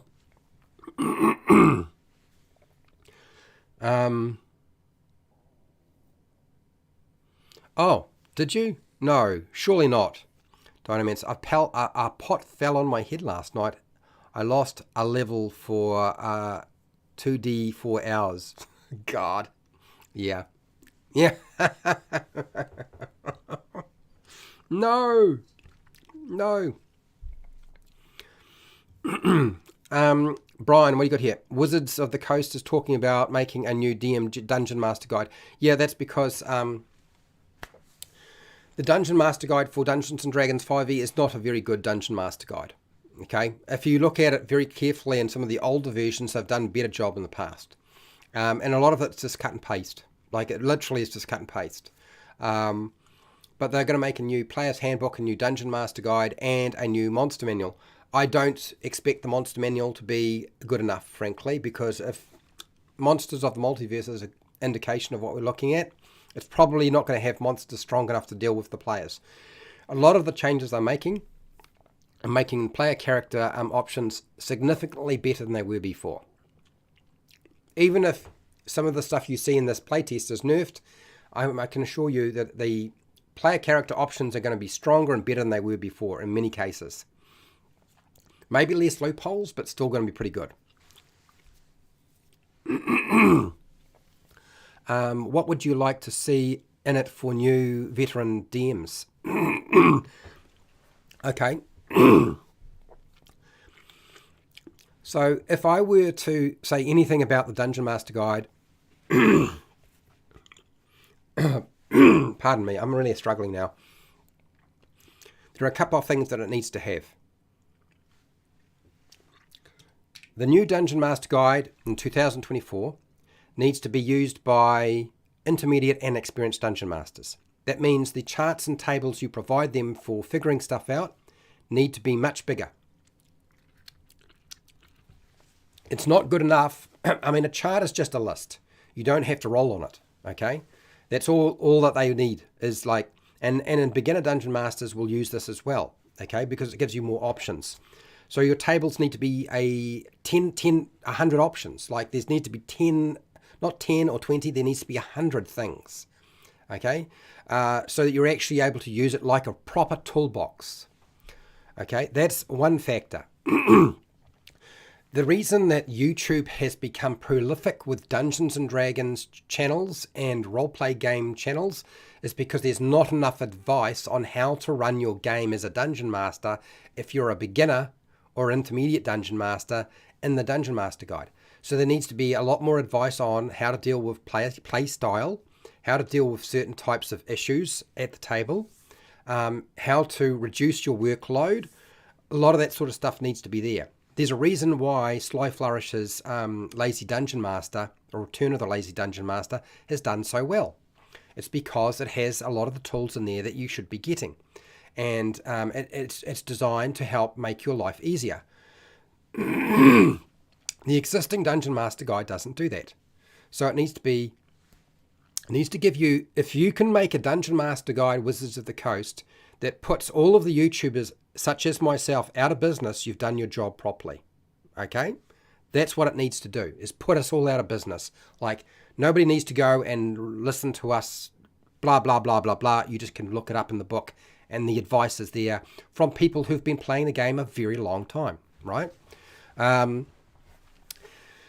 A lot of that stuff did exist in older books, but it's not in the new book. They have sort of downplayed that. Now, what do you do if a character dies? And options like, oh, they just roll up a new character. That's not good enough. You have to do more.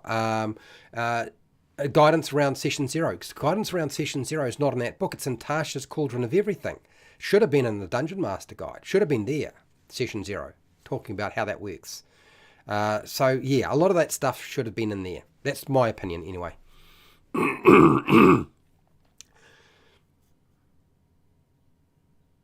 Yeah, Dinomancer, a new DMG. Let's just hope. My understanding is that Chris Perkins is working on the DMG. That's his baby. He's trying to make it new player friendly, so maybe he'll actually put the stuff in there that needs to be there. No guarantee, but let's just see. We'll just find out when it happens, right? I'd love to see more stuff on traps and poisons in the new DMG. So this is another factor, Deja Vu. We were often told that Dungeons & Dragons 5e would provide us with lots and lots of variant rules. And there aren't that many variant rules in the Dungeon Master Guide. Now, space is a factor, so maybe you need to have a variant rule book for Dungeon Masters. It's not going to sell well, because only Dungeon Masters are going to care about that sort of stuff. Players don't buy that sort of thing. And Wizards of the Coast it's been clear to Wizards of the Coast that they need to make books that appeal to both players and Dungeon Masters to sell those books effectively. And the Dungeon Master Guide is one that they struggle to sell. Out of everything, adventure books and the Dungeon Master Guide, probably hard. But if you put a whole lot of magic items in the Dungeon Master Guide, players will buy it. They will be pissed off because most of the stuff isn't for them, but they'll still buy it. Do you know what I mean?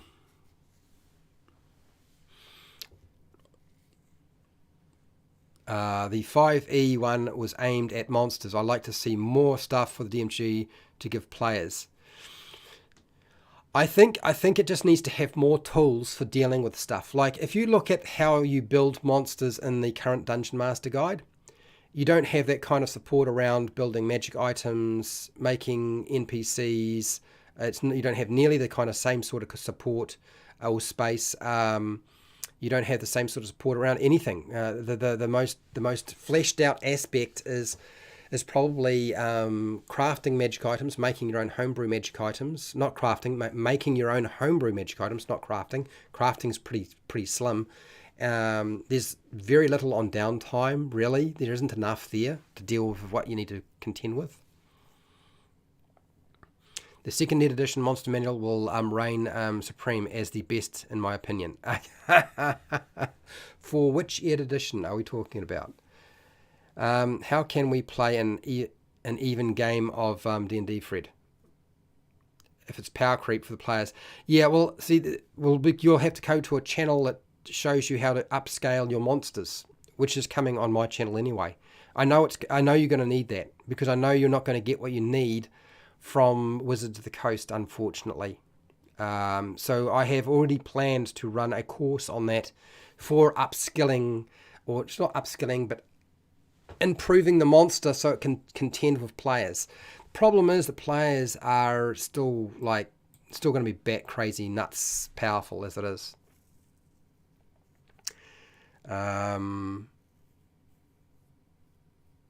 Might be to have several guides, like a ABC level book. So they've done that sort of thing. They've never sold well. And so they're reluctant to do that. But I can assure you that if you made a book that was just about magic items, then frankly, and you had a lot of mundane equipment in there as well, players will buy it, dungeon masters will buy it. There's never been an issue selling a monster book to players or dungeon masters, because players need to use the monster stat blocks to change into stuff and to summon creatures. Polymorph is a big factor. Druids and beasts, if you do that, they'll buy that sort of thing.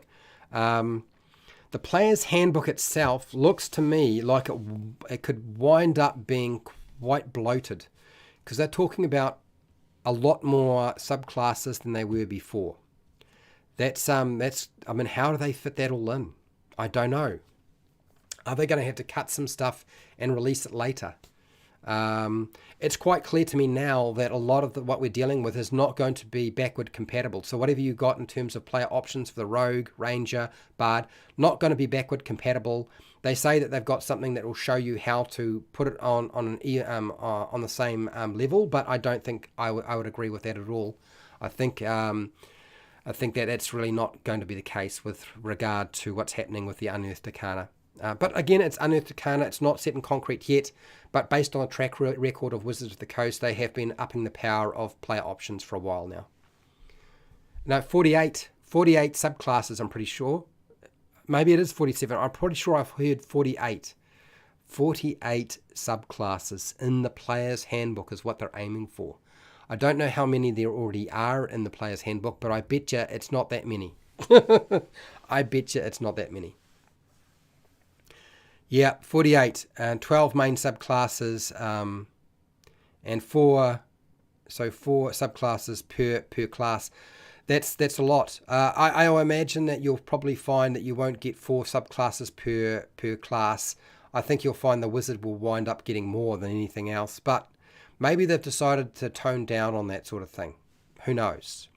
Because the wizard always had way too much support. I mean, I love playing wizards and monks, but I do understand that they always got way too much support with regard to options and stuff. You could do a lot, and they already had versatility up at the bazoo anyway. All right, I think we've come to the end of our discussion here. I think I've covered everything. What is going to be happening in the future? So I'll let you know now. In a couple of days, I'll be doing the Lost Mine of Phandelver Dungeon Master tutorial for those of you who are needing that sort of support. What am I covering? That'll be the Red Brand Hideout. We'll be covering that location. I don't know if I have my maps up at that point, but we'll certainly have the slides ready to go. And of course, there'll be Q&A, questions and answers as always. So that's a live stream, about 2 days, Lost Mine of Phandelver DM tutorial. After that, we have 2 Dungeon Master preparation live streams, one after the Lost Mine of Phandelver the next day. So that's 2 days in a row of that, followed by, what was it? Another beginner character creation live stream, and it's going to be, it's not the monk, it's the, bugger me if I remember, I think it's the rogue. I think we looked at the rogue as the next one we would discuss. Beginner character creation for the rogue after that. And then, of course, we're moving into the next live stream after that. The next day would be basic combat mechanics. So I'll cover basic combat mechanics, that stream. And then what am I doing in terms of the stream for this time next week? I think I would like to... Hi, Seeker, how's it going? I would like to talk about running Ravenloft as a one-shot. I know I probably need to talk more about the Unearthed Arcana, but there's so much material to discuss. So what I think I'm going to do is, since we're getting close to Halloween, and a lot of you are going to want to run this as a Halloween one-shot, I need to talk about running Ravenloft as a one-shot and how to go about doing that. Because the original Ravenloft adventure was designed to be run as a one-shot. And yet it's a huge adventure, right? So you're wondering, well, what the hell is going on there, Fred? So I need to answer that question. I think that's what needs to happen. So that's probably what I'm going to do next week. And then after that, then we'll go back to Unearthed Arcana stuff.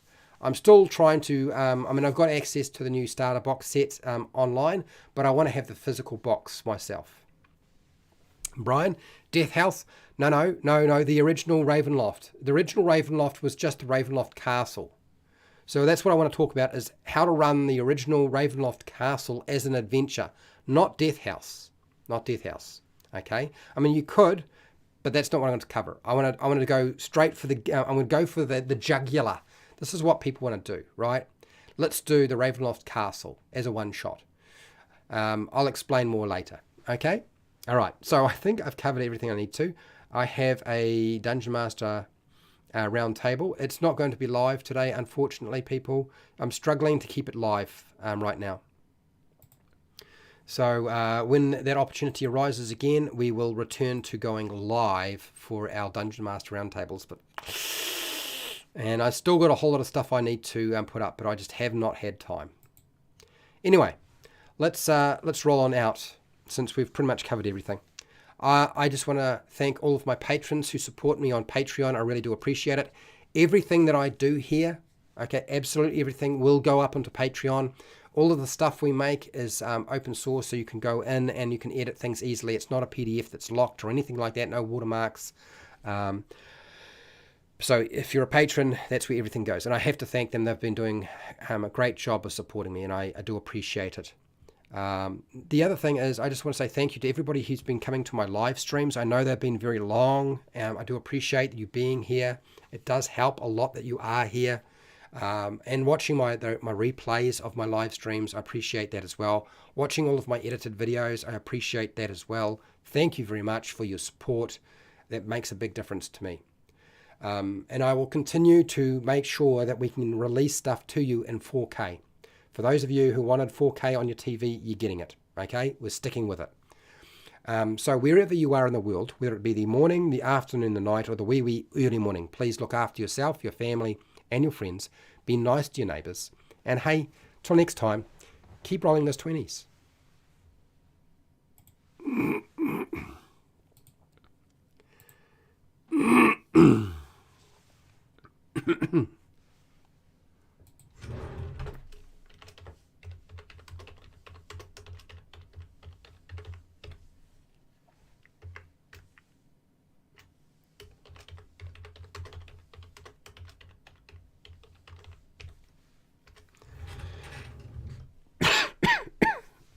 Oh, God.